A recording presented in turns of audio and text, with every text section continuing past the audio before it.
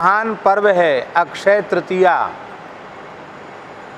आज के दिन पंचांग में लिखा रहता है कि यज्ञ, जप, तप, व्रत, दान, स्नान, तीर्थ यात्रा, जो भी पवित्र शुभ कर्म किए जाते हैं उसका जो पुण्य होता है उस पुण्य का कभी क्षय नहीं होता है, वो अक्षय पुण्य हो जाता है। इस अक्षय पुण्य को प्राप्त कराने वाली ये तिथि है, इसलिए इसको अक्षय तृतीया कहते हैं। आज की तिथि को बड़ी पवित्रता से व्यतीत करना चाहिए। आज से भगवान की सेवा ग्रीष्म ऋतु के अनुसार सेवा आरंभ हो गई।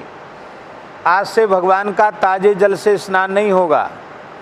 आज से चंदन खस मिश्रित सुगंधित जो जल है, सुराही का जल, करुआ का जल, उसको छान करके उसमें भर दिया जाएगा, गीला कपड़ा लपेट दिया जाएगा, पंखा चलता रहेगा, सवेरे एकदम शीतल जल हो जाएगा।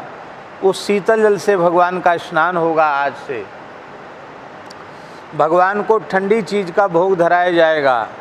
खरबूज तरबूज ठंडे होते हैं, वो पवाए जाएंगे। सतुआ ठंडा होता है, भगवान को सतुआ का भोग लगाया जाएगा। और उत्थापन में नित्य लस्सी का भोग ठाकुर जी को लगाया जाएगा, ठंडाई का भोग लगाया जाएगा। आज से भगवान अति सूक्ष्म वस्त्र धारण करेंगे। अब गर्मी आरंभ हो जाएगी तो भगवान के श्रीअंग में ताप न होवे, इसके लिए भगवान के संपूर्ण श्रीअंग में कर्पूर मिश्रित मलयागिरी चंदन भगवान के श्रीअंग में धारण कराया जाता है, जिससे भगवान को शीतलता प्राप्त हो। भगवान की शीतलता से ही सारे जगत को शीतलता प्राप्त होगी, क्योंकि भगवान जगन निवास हैं। वल्लभकुल में चंदन के गोला तैयार किए जाते हैं। भगवान के चरण पर, वक्षस्थल पर, ठोड़ी पर, कपोल पर, ललाट पर चंदन के गोला बड़े महीन घिस घिस करके। आज रसिया बाबा के यहाँ श्रीनाथ जी के चंदन श्रृंगार का सौभाग्य प्राप्त हुआ। विगत 3 वर्षों से ये सौभाग्य प्राप्त हो रहा है। इस वैश्विक महामारी के कारण कोई बड़ा उत्सव तो नहीं था, कोई बाहर का व्यक्ति नहीं था, ठाकुर जी के घर के ही सब लोग थे। सब लोगों ने महीना भर से चंदन घिसा था, बहुत महीन चंदन, 1 महीना से चंदन घिसा, और वो चंदन का बड़ा अद्भुत श्रृंगार भगवान का हुआ। यहाँ भी श्री खाक चौक में पहाड़ी बाबा ठाकुर जी को संपूर्ण श्रीअंग में मलयागिरी चंदन धराया गया। श्री पहाड़ी बाबा गुरुदेव भगवान को चंदन धराया गया। यहाँ मलुक पीठ में भी रघुनाथ जी के संपूर्ण श्रीअंग में चंदन धराया गया। और मलुकदास जी के जो बटुआ ठाकुर सेव्य ठाकुर जुगल किशोर जी हैं, उनका तो आज पूरा अनावृत श्रीअंग का दर्शन आज के दिन ही होता है, और नहीं होता कभी साल भर में। संपूर्ण श्रीअंग में चंदन का, जो छोटे मधुर ठाकुर जी हैं, संपूर्ण चंदन का लेप है। और ऊपर 1.25 लाख शालिग्राम भगवान विराजमान हैं, उनका भी चंदन का श्रृंगार हुआ है। श्री यमुना मंदिर में यमुना जी का दिव्य चंदन का श्रृंगार हुआ है। श्री पहाड़ी बाबा भक्तमाली जी गौशाला में, वहाँ भी श्रीनाथ जी का दास ने सवेरे ही पूरे श्रीअंग में चंदन का लेप किया। अभी शंकर जी हनुमान जी का चंदन श्रृंगार चल रहा है वहाँ भी। तो आज की यह पवित्र तिथि भगवान के चंदन श्रृंगार की है। हमारे श्रीधाम वृंदावन में श्री राधा रमण लाल जी में आज विशेष दर्शन होता है। श्री राधा दामोदर जी, राधा श्याम सुंदर जी में संपूर्ण श्रीअंग पर चंदन का आज दर्शन होता है। बिहारी जी के चरणों का दर्शन होता है। बिहारी जी के चरणों का दर्शन करने से बद्रीनाथ जी की यात्रा का लाभ आज मिल जाता है, ऐसी प्रसिद्धि है। कोई भक्त थे, उनका प्रतिवर्ष अक्षय तृतीया पर बद्रीनाथ जी के दर्शन का नियम था। वे अत्यंत रुग्ण हो गए, ब्रजवासी थे, यहाँ से पैदल चल करके बद्रीनाथ जी जाते थे। रुग्ण हो गए, नहीं जा सके, बड़े व्याकुल हो गए। तब श्री बिहारी जी ने कहा, तुम कल प्रातः काल अक्षय तृतीया को आकर मेरे चरणों का दर्शन कर लेना। तुम्हें बद्रीनाथ जी के दर्शन का लाभ मिल जाएगा।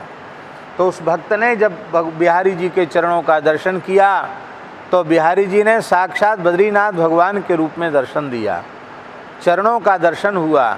तभी से बिहारी जी में चरण दर्शन की परंपरा आरंभ हुई, ऐसा हमने संतों के मुखारविंद से सुना है। हमारे गुरुजी सिद्ध हों चाहे न हों, हमें जो कुछ मिलेगा उनसे मिलेगा, हमको दूसरे से कोई देता तो भी नहीं चाहिए।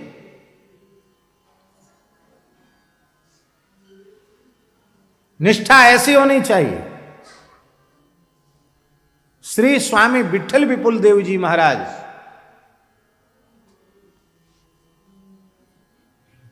श्री स्वामी विठल विपुल देव जी, नाम सुना विठल विपुल देव जी का? नहीं। अनन्य रसिक नृपति श्री स्वामी हरिदास जी के शिष्य, स्वामी हरिदास जी की परंपरा के द्वितीय आचार्य चरण श्री स्वामी विठल विपुल देव जी, जो बिहारी जी तो स्वामी जी ने प्रकट किए, पर बिहारी जी को बाहर लाने का श्रेय विठल विपुल देव जी को। जब स्वामी हरिदास जी अंतर्धान हो गए तो श्री विठल विपुल देव जी बने। हमारे माई श्यामा जू को राज, ये उन्हीं का पद, विठल विपुल देव जी का। हमारी माई श्यामा जू को राज, श्री पंडित श्री जसराज जी ने बहुत बढ़िया गाया है, इसको क्या कहें, अद्भुत गाया।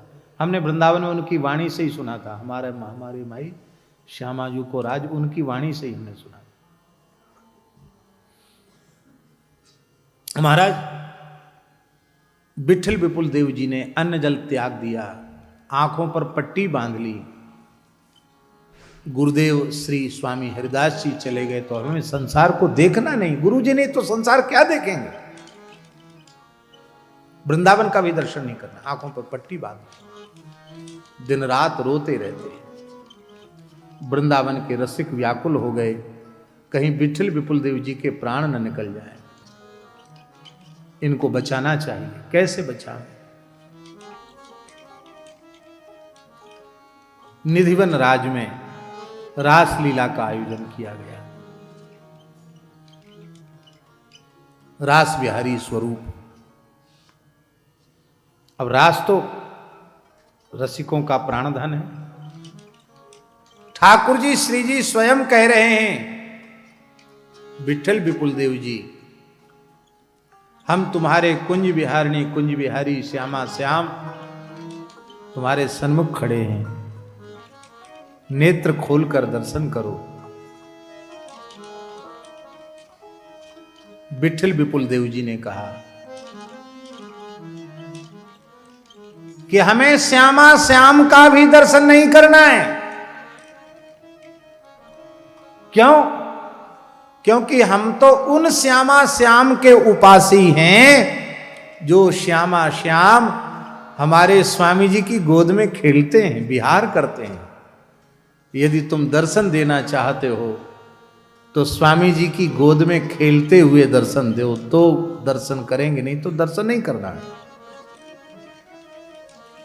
स्वामी हरिदास जी अंतर्धान हो चुके थे, लेकिन एक प्रेमी के भाव को देखकर स्वामी जी को निकुंज प्रवेश के बाद साक्षात प्रकट होना पड़ा, और उनकी दाहिनी जंघा पर बिहारी जी, बाईं जंघा पर राधा रानी।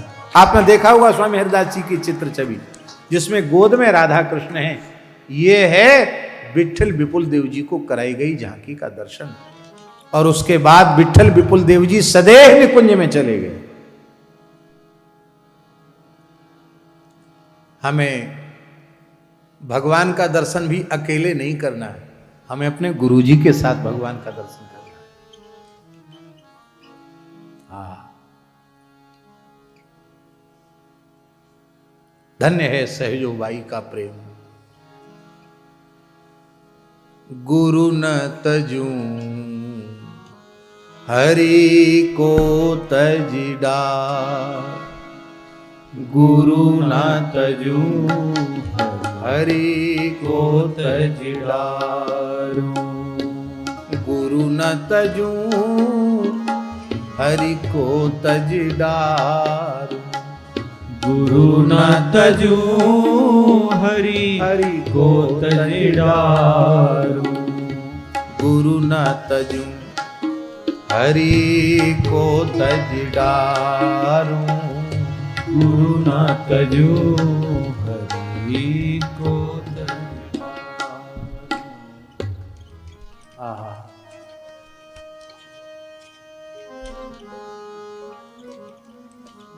ठाकुर जी और गुरु जी दोनों एक साथ खड़े हो जाएं और ठाकुर जी कहें चुनाव करो, दो एक साथ नहीं मिलेंगे, या तो हमको ले लो या गुरु जी को ले लो, तो आप क्या करोगे? आपकी आप जानो। हम तो कहेंगे ठाकुर जी आप पे बहुत काम धंधा है, घूमो फिरो, हमारे गुरु जी हमारे पास रहने चाहिए, हम गुरु जी से दूर नहीं हो सकते। एक सुना देते हैं लीला। दधी पयस, दधी पयह, दही की चोरी, मक्खन की चोरी, पयह माने दूध की चोरी। तो माखन चोरी, दही चोरी की लीला तो बहुत लोग कहते ही हैं, दूध की चोरी की लीला सुना। ध्यान से सुनना, बालकों से बोल रहे हैं, फिर हम पूछेंगे तो जो पूरी यथावत सुना देगा, आज नहीं फिर कभी भी, तो उसको हम कुछ न कुछ पुरस्कार देंगे, और जो नहीं सुनाएगा उसको तो कोई बात नहीं, जय सिया राम, तो ठीक है। एक गोपी थी, गोपी ने कहा अपनी सखियों से कि मैं श्री कृष्ण को पकड़ के अवश्य दिखाऊंगी। ठाकुर जी पकड़ में नहीं आते, तू कैसे पकड़ के दिखावेगी? बोले देखो हमारे घर में एक बजवे वारो घंटा है, जैसे हमारे यहाँ मलुक पीठ में घंटा द्वार पर है ना, आरती के समय बजाया जाता है, ऐसी उस गोपी के घर में बजाने वाला बड़ा घंटा था। उस घंटे में उसने छींका बांध दिया और बढ़िया अधोटा दूध, केसर मिश्री डाल करके अधोटा बढ़िया सुंदर दूध, मलाईदार दूध, उसको छींके पर, छींका जानते हो ना जिसमें बांध के लटकाया जाता है, छींका पर लटका दिया और ठाकुर जी का आवाहन किया कि प्रभु दूध का भोग लगाने पधारो। तो ठाकुर जी पहुँचे, छोटे छोटे सखाओं को लेके पहुँचे ठाकुर जी। देखा गोपी छिपी हुई है कि जैसे ही ये छींका हिलाएंगे कि घंटा बजेगा, और घंटा बजेगा तो मैं पकड़ लूंगी श्री कृष्ण को दौड़ करके, आवाज आएगी तो दौड़ के श्री कृष्ण को पकड़ लूंगी। तो ठाकुर जी के बिलमंगल जी ने इस लीला का कृष्ण करणामृत में बड़े सुंदर शब्दों में वर्णन किया है। पीठे पीठ निषण्ण बालक गले तिष्ठन् स गोपालकः यंत्रान्तस्थित दुग्ध भाण्डमभिविद्याच्छाद्य घंटावरम्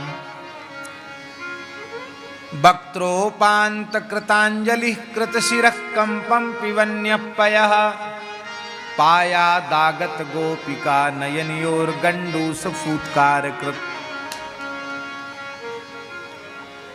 ठाकुर जी ने देखा कि छींका तो बहुत ऊंचा है, तो उन्होंने क्या किया, पीढ़े के ऊपर पीढ़ा रखा, लकड़ी के पीढ़े के ऊपर पीढ़ा रखा, उस पर बालकों को खड़ा कर दिया और ग्वाल वालों के कंधे पर ठाकुर जी खड़े हो गए। पर वो इतना ऊंचा घंटा था और उसमें छींका बंध रहा था कि ठाकुर जी का हाथ फिर भी ऊपर नहीं पहुंच पाया। तब ठाकुर जी ने एक लकुट, जैसे ये लोग सब लकुट लिए ना, दंड, ये तो दंड है इनका, ऐसे ही ठाकुर जी के पास एक लकुट रहती थी, लठिया। तो ठाकुर जी ने लठिया ऐसे ली, उसमें छेद करने के लिए लकुट से मटकी में। सखा बोले कन्हैया जल्दी उतर आओ नीचे। क्यों? बोले देखो तो सही, ये छींको काय में बंध रहे हो है, ये घंटा में बंध रहे हो है। जैसी छींका हिलेगा कि घंटा बजेगा और फिर मार पड़ेगी। ठाकुर जी बोले चिंता मत करो, इतना परिश्रम हम लोगों ने किया है उसको हम व्यर्थ नहीं जाने देंगे। ठाकुर जी ने कहा एक घंटा। कहा हाँ प्रभु। तू कौन है? कहा मैं आपका भक्त हूँ, आपका सेवक हूँ, आपका पार्षद हूँ, आप मेरे स्वामी हैं, ठीक जानता है। तो ये बता सेवक का धर्म क्या है और स्वामी का धर्म क्या है? घंटा बोला सेवक का धर्म है आज्ञा पालन करना, स्वामी का धर्म है आज्ञा देना। तो ठाकुर जी बोले मैं तुझे आज्ञा देता हूँ, मैं कितना हिलाऊं डुलाऊं, तू बजना नहीं। घंटा बोला नहीं बजूंगा। आप लोग कहेंगे कि ये कैसे संभव है? ये सब भगवान की इच्छा से संभव है। हाँ, भगवान, क्योंकि भगवान समान रूप से सब में परिव्याप्त हैं, वो जो चाहें सो कर सकते हैं। हमारी दृष्टि में है ना भेद कि ये जड़ है और ये चेतन है, पर भगवान तो समान रूप से सर्वत्र विद्यमान है, वहाँ जड़ चेतन का भेद नहीं है। और भगवान की सेवा के जितने उपकरण हैं वे जड़ नहीं होते, वो सबके सब चैतन्य होते हैं। इसलिए संदेह न करें, भगवान ने उससे वार्तालाप किया। अब जैसे ही भगवान ने लकुट से उसमें छेद कर दिया, अब दूध का झरना झरने लग गया। तो बालकृष्ण प्रभु दूध पी रहे हैं, ऐसी अंजलि बांध, वक्त्रोपांत कृतांजलि, वक्त्र के उपांत माने समीप में अपनी अंजलि ठाकुर जी बांधे हैं और दूध पी रहे हैं। अब देखो छींका हिल रहा है, तो दूध की धार कभी तो अंजलि में गिरती है, कभी बालकृष्ण प्रभु के मस्तक पर गिरती है। तो ठाकुर जी कभी दुग्धपान करते हैं, कभी दुग्धाभिषेक होता है, एक साथ दो लीला हो रही है, दुग्धपान और दुग्धाभिषेक। दूध पी भी रहे हैं, दूध से नहा भी रहे हैं ठाकुर जी, और सखा ऐसे चुल्लू भर भर के ठाकुर जी के श्रीअंग से दूध पी रहे हैं। इस दृश्य को देखकर घंटा इतना भाव विह्वल हो गया, उसने अपने मन में सोचा कि मंदिरों में अभिषेक के समय घंटा बजाया जाता है, भोग लगाते समय घंटा बजाया जाता है, आरती के समय घंटा बजाया जाता है, और साक्षात परब्रह्म परमात्मा एक साथ स्नान अभिषेक और भोग एक साथ सब लीला हो रही है, और मैं यदि आज न बजा तो मेरा तो होना ही व्यर्थ है, मेरे जीवन का क्या प्रयोजन। वो भूल गया, भाव में पुरानी बात भूल गया। अब जब भूल गया तो भावावेश में पूरी शक्ति से बजने लग गया, ढन ढन ढन ढन घंटा बजा, पूरे तेजी से घंटा जब बजा तो पाया दागत गोपिका, गोपी दौड़ी भई आ गई। अब सखा बोले देखो अभी तक तो ये घंटा मौन हो, अब पता नहीं का भय हो, तो बड़ी जोर से बजवे लग गए, अब का होएगो? भगवान बोले चिंता मत करो, हमारो अनुकरण करो, हमारी नकल करो। कहाँ नकल करें? देख लो हम कहाँ कर रहे हैं। ठाकुर जी ने अपने मोहड़े में दूध भर लियो, और गोपी दौड़ी ठाकुर जी माऊं, ठाकुर जी दौड़े गोपी की ओर, और गोपी की आंखन में दूध से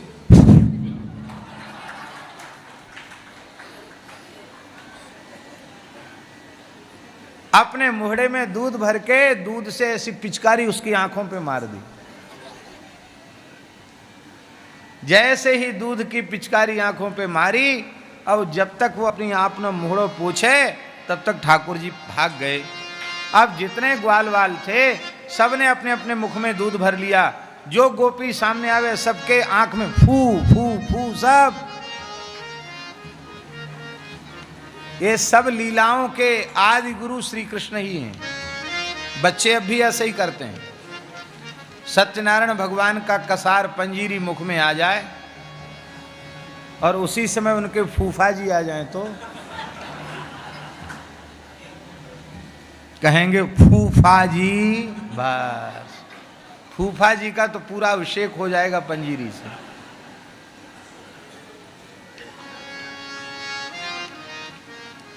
गांव में हमने देखा है कि फूफा जी यदि उपस्थित हैं और पंजीरी का प्रसाद बटा है तो वो बटते ही दूर हो जाते हैं कि बच्चे अब जरूर मुंह में पंजीरी भर के फूफा जी जरूर बोलेंगे। इसको फूतकार लीला कहा गया, फूतकार लीला।